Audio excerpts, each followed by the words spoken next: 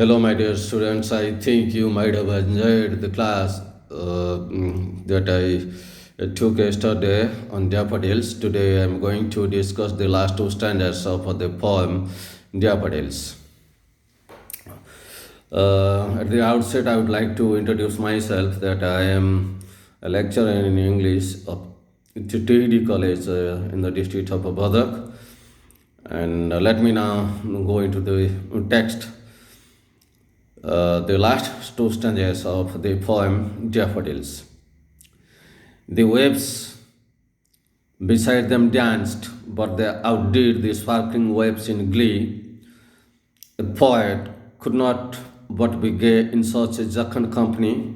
I gazed and gazed, but little thought what wealth this soul to me had brought. The poet was almost mesmerized, he was budded, he was enchanted, and he was spellbound, and he was in a transcendental mood. He was not now in a earth position as if it seemed to him that as if he is hovering in the heaven. He saw the dancing daffodils beside the lake. He says the daffodils, the waves beside them dance. Not only daffodils, but also the waves inside the lake were also busy dancing. But they outdid the sparkling waves in glee. But the meaning here, this what they refers to the daffodils. The daffodils outdid, meaning the daffodils excelled. The daffodils excelled in merriment. The daffodils surpassed them, outsmarted the dancing waves inside the lake, and the waves were subdued. The daffodils transcendented, stormed over the dancing waves inside the lake. The daffodils outpaced or overshadowed the dancing waves inside the lake, and the poet was so much delighted. He was extremely jubilant. He was in a great elation. He was in the guest of his spirit. The waves beside them danced, but they outdid the sparkling waves in glee. There was a sort of competition between the daffodils and the waves, and the poet in his emotional state of mind, the poet just watches the dancing competition between the daffodils and the waves inside the lake, and the poet is so much delighted. He is so much happy. He is in a trance. The poet, out of delight, out of joyous spirits, the poet says that they outdid, meaning the daffodils surpassed, the daffodils excelled, the daffodils outsmarted, the daffodils overscored the dancing waves inside the lakes, and the waves were also sparkling, the daffodils were also dazzling. And however, the daffodils were more jubilant, than more cheerful, than more delightful, than more joyous than the dancing waves in glee. Glee means merriment, or the daffodils were very much exultant. The mirth of the daffodils, the hilarity of the daffodils, the eupeptic of or the joviality of the daffodils was far more greater than that of the sparkling waves inside their lake. In this way, the poet found himself amongst the dancing daffodils and sparkling waves inside the lake, and the poet in him came to the surface.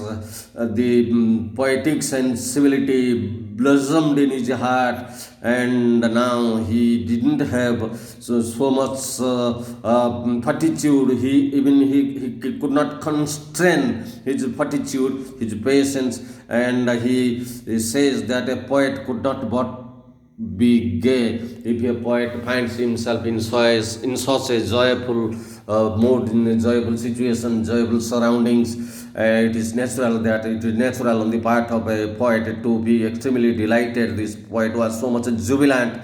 The poet was so much hilarious. The mirth of the poet, the joys of the poet knew no bounds, and in such a jocund company. Jocund company means merry company, blithe company, joyous company, gay company, jocose company, jolly company, and vivacious company. The poet the daffodils, the dancing waves were all in a euphoric state. They all were rapturous. The poet was thrilled. He was very much frolicsome, and the poet was exhilarated. He was in an ecstatic mood, and his mind was radiant. The poet was in a frenzied ecstasy. So he says, a poet could not but be gay in such a jocund company.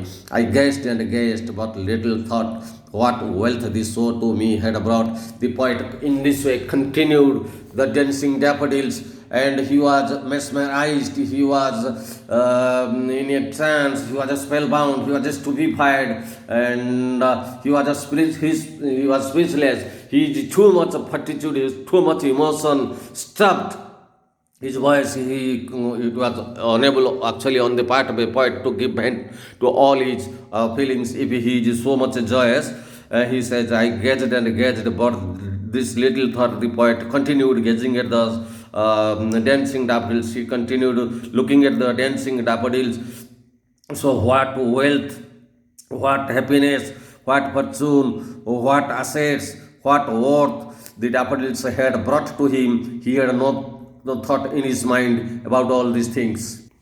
I gazed and gazed, but little thought, meaning the poet in this way continued watching the dancing daffodils, but he had no thought what wealth, what happiness, what assets, what joys, what jubilation, what happiness, this beautiful, the scenery of the beautiful dancing daffodils had brought to him. He had forgotten his own entity. Now he is in the air. His emotion was in he was too much emotional. He was too much sentimental. He was just like as if he was hovering in the air. He was feeling a heavenly feelings now he had, and so he continued watching at the daffodils, and he says that little thought, meaning I did not have any thought. I had no idea what wealth, what happiness, this show, meaning the beautiful scenery, the pageant of the daffodils had brought to him.